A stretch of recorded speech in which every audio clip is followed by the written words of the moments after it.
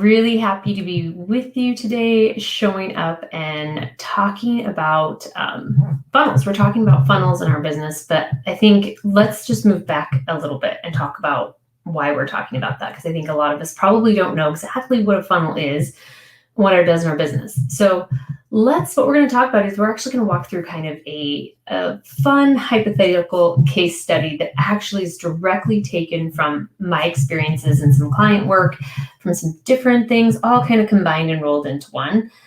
And we're going to talk about how a business dies and how we actually analyze what happened for a business, what killed that business, and figure out how an effective marketing funnel could have probably been the solution for them. So I probably already gave too much away, but let's just dive right in. The sad reality is that countless businesses close their doors every single day, and it's not always for the same reason. And sometimes the problem is in businesses totally sneak up on us, right? There's so many things that can cause this, but there's a lot of those things that are definitely within our control. So we're going to walk through a study right now and talk about an example of how this happened to a business and what the solutions could have been to solve that business. So I'm going to tell you a little bit about a business, and then what you're going to be doing is you're going to be trying to guess who killed this business, right? This business has died, and we're trying to kind of diagnose it and get in there like detectives and figure out what happened. And oftentimes in our businesses, we don't take time to really put on that detective hat and think about, what do I need to diagnose in my business and address? So that's what we're going to be doing right now today. So just to make it a little bit more maybe engaging and exciting for you. So we're going to say this business belongs to a man named Jack, and he is in a fast-growing urban community, and the name of his business is Blacktop Supplies. So he offers supplies, rental equipment for contractors who work on, road surfaces in his area. So roads, bridges, all of those types of things, all the products, services, equipment that they need to perform their business. So it's a B2B business. All the things we're talking about, you can be thinking about, what if this were my business? What if this were my business and I was experiencing these things as well? So all of these things really apply to both, but we're just going to tackle this and look at it kind of like detectives trying to figure out what really made this business sink, what killed it. So I'm going to give you a little bit of information about this business, and as we go through, we're going to see if we can pull out and identify the things that aren't working for them. So what you need to know about this business is they've actually won awards for their products and their customer service. So it's not that. They buy from reputable sources. They're known for having quality products and services, really being there for their customers and giving them support. So they've actually been recognized for this. And we're trying to figure out why it died. So I think we can say that's probably not it. We've established that the products and the services are good. They've been recognized for this. So if they've been awarded for this, then what's the next question? Maybe the next question might be, are the same people still there, that started this business, that got it off its feet? Because for a lot of us, that's the big thing, right? Just getting that initial traction and getting going. But that doesn't mean that we're out of the woods yet. So let's say for this business, for Jack's business, he started it. He's been there the whole time. They're going on about 3 years. So they've got over the hump of their in business. They're making money, but maybe it's just not what they want. They know that to really sustain and be able to do this, now it's time for them to get to a place where they can breathe a little bit, right? But he's there. He's had success so far. He has, he's made sure he has high quality products and service for his customers. So that's not the problem. We know that that's not what has killed this company. So it's not necessarily the leadership. There's been no change in leadership or anything like that. So we can rule that out right now. So we're saying it wasn't necessarily a people problem, right? Now we're going to talk about the pricing of their product. And for a lot of companies, I liken to, are you making it hard for people to buy? That can be an issue. Are your margins not what they should be? So is the company profitable, or does it have the margins? Are the margins built into their products? Are they collecting on payments? Are they selling at a price point that really works for their market, for the demand? and that is also going to give them the profitability that they need to see. So those are kind of the next questions that I think would logically come in for this company. So, and we're gonna address some of these. They have a healthy margin for their industry and their market. So they also really prioritize keeping really strong terms. So if they are, people are taking product and have terms for some of these things, they are very, very good and conscientious about collecting payment. So those things are not things that really should be getting in the way. So is there, we can ask things like, is there enough demand? We established early on that they're in a high growing urban area, but they do have competition. There's competition in the market. So they're not the only, show in town. They need to be thinking about that. So they have the margin built in and some of this other stuff. So that's not it, right? So they have the potential to be profitable. But because there's competition, they're always trying to be cognizant of that as well. So we've established they have great products and service. So another question that comes up to a lot is, what about let's start getting into the marketing and sales. Do they have a website? And is that website getting good traffic?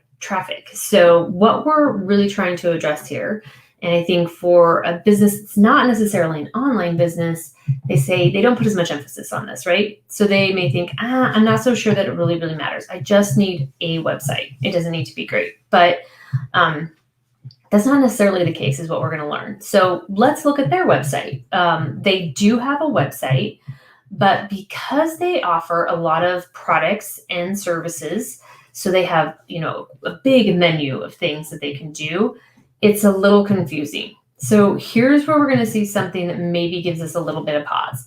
It's really confusing. They're really kind of, I've heard it described as almost vomiting out all the things they can do, all the solutions that they provide. The hard part is who's showing up on their website and what are they looking for? You never really know. So it can be a little bit confusing if they're looking for a specific thing, and that's not the front and center headline. And that's what we're seeing on their website, is it's a little bit confusing. So we're starting to get the first hints of a problem. They do have a website, so check. We know that people are visiting the website looking for solutions. They're getting some traffic. They've maybe worked on their SEO, and they have traffic coming in, but it's kind of just confusing people. So we're starting to see the hints of maybe here is where we're finding the problem. For the business, there are many specific solutions that people can be coming there to solve, but they may have not captured that umbrella problem for their ideal customer. That's what we're kind of seeing here. So they're looking to solve a problem, but first they need to stick. There were lots of brand messaging really starts to cause a problem for a lot of businesses right here, because we see that we have 24 or 56 solutions that we can provide, but that's not where we need to start. And that's what we're starting to see here, is there's some confusion, and we know for a fact that people buy what they can understand the fastest. So we have to keep that in mind with our messaging. They don't necessarily buy the best products and services. They buy the ones that they can understand the fastest. So when it comes to our messaging, which is vital for our sales members, it's vital for our marketing, it's vital for all of our storefronts, everything really needs to be cohesive under there so people know this is a place that likely has the solution to the problem that I have, and I'm going to investigate further. So we call this a grunt test. When it comes to our marketing, when it comes to people having curiosity and looking at us for a potential solution, we need to make sure that they can pass this grunt test as soon as they're exposed to us, because people are distracted, they're busy, they have so much going on. So we need to understand the problem that that person or that business solves, what the solution is that they use to solve that problem, and then also, how do I get that problem? Period. Those are the big things that we need to be able to solve for our customers with any messaging that we have. So we need to capture their intention first, very, very first thing, by saying, hey, this place solves the problem I have. They have a viable solution, and it's really clear how I get it if I decide to move forward. Then we can start to enlighten on the specific solutions or the multiple solutions we have. So what we're seeing here is a website that has really put, really showcasing too many solutions too soon. So we've established that they get traffic. So there's a lot of potential here to start building an incredible, powerful marketing system that leads to massively improved sales. But they're losing a high percentage of those sales, likely because they're confusing their customers right up front. They know they could be capturing market share because they're in a busy market, and they know for a fact that their competition has a lot of the market share. They're making good margins. They have the right people in place, but they're not getting the market share that they need. And they know that that comes back to marketing and sales. And all of that really has to start with the messaging. And what we've seen is a strong indication, and a website is a really great place to really get your early indications of that, is the messaging confusing. But in this case, we're talking about figuring out what killed this company. And what happens sometimes is we dig a little bit deeper because we're starting with the message. Very first thing, if they don't have the message, that is the primary culprit. That's the one that stuck the knife in. But there's probably some additional elements that were kind of supporting characters in this drama that's playing out, this murder scene. So let's talk about maybe what those other supporting characters been. What are some of those subplots that are going on? So their messaging is confusing. Also, we find on their website that they do have an opt-in for people to get into their newsletter. And periodically, they actually mail stuff out to those people that have opted into that, or email addresses that maybe they've captured from existing customers. And about 1 to 2 months, they shoot out an email and try to kind of, get some business going, or, prep people for a season that's coming up and some specific, product issues for their business. Seasonal products would be really impactful. But it's only about once or twice a month. And so let's talk about these two elements. First off, very often, I do not recommend that a newsletter is probably going to be effective in capturing those emails. In this business, yes, they're probably capturing emails. They are capturing emails of customers that are current customers coming in, but they're kind of antiquated. They're not really prioritizing putting those people on a list where they're marketing to them, building a relationship, which we're going to talk a little bit more about. So here's where the knife really gets sunk in, right? Is these two culprits we're going to talk about. First off, they're really not capturing leads of people that are saying, hey, there's this other potential supplier in my industry.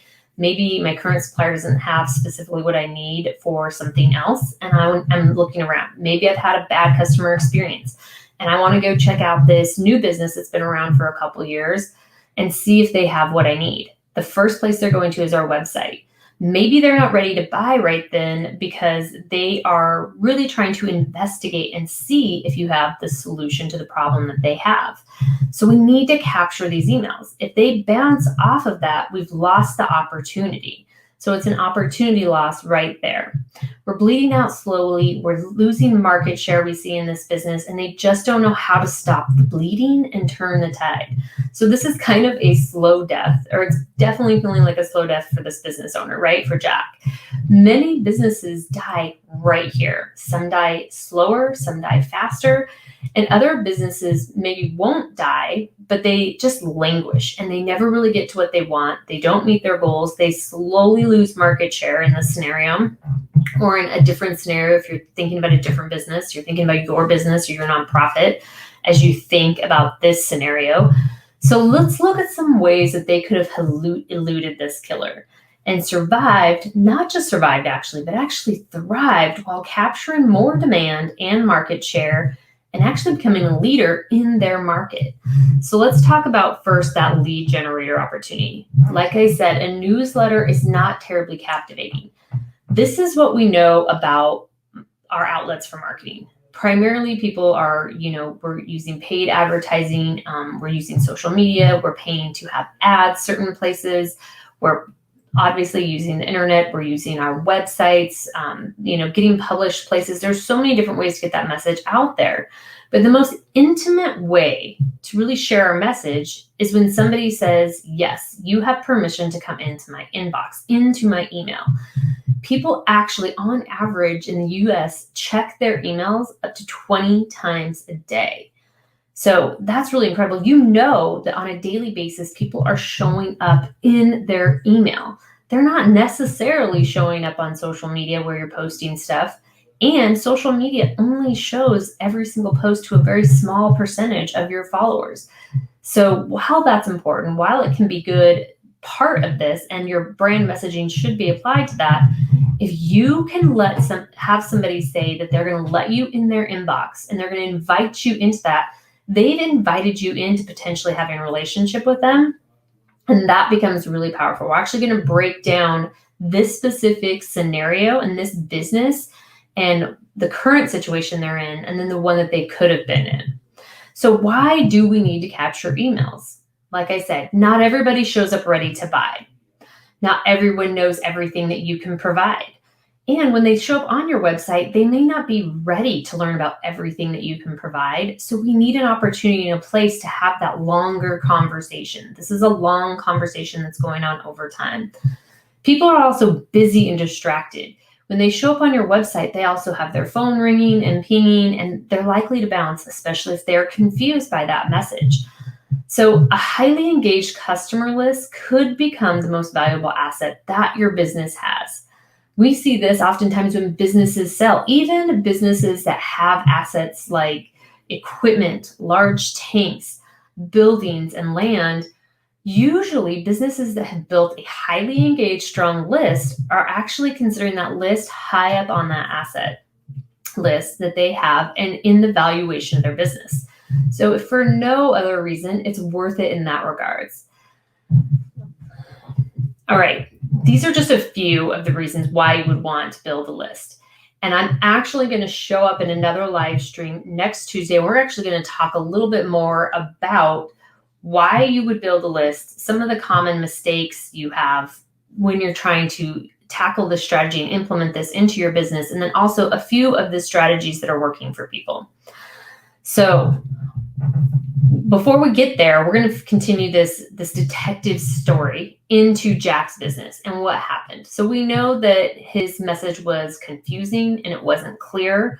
The second culprit was that opportunity to capture contacts and continue conversations. Everybody that comes onto that site that bounces is a lost opportunity. Every current customer that comes onto that site to see if they have something else that they need and they get confused by it and they don't get taken down a logical path, once again, bounces and goes somewhere else, or maybe even they lose that business. So there's one more conspirator in the room based on our investigation though. So we're going a little bit deeper because we don't want to we want to get everybody that's involved in this crime, right? We need to understand. So do you know what this potentially is? If you were listening to the clues I was giving to you about the death of Jack's business, I have actually alluded to this. He wasn't actually emailing the list that he had at hand. This may not seem like a crime to a busy business owner when you have payroll issues, you have employee issues, you're working on scheduling, you have a sales team that you're trying to manage, you have customer service things that are coming up. You have inventory issues, possibly if that's in your business. You have equipment failures if that's in your business. Maybe you have suppliers and partners that you're trying to manage those relationships as well. You have taxes. You have city codes and forms and permits that you're trying to manage. So many stuff. And amongst all of that stuff, you're supposed to work out on a regular basis, make time for your friends and your family, maybe even make time for yourself. Hydrate regularly, and maybe even get some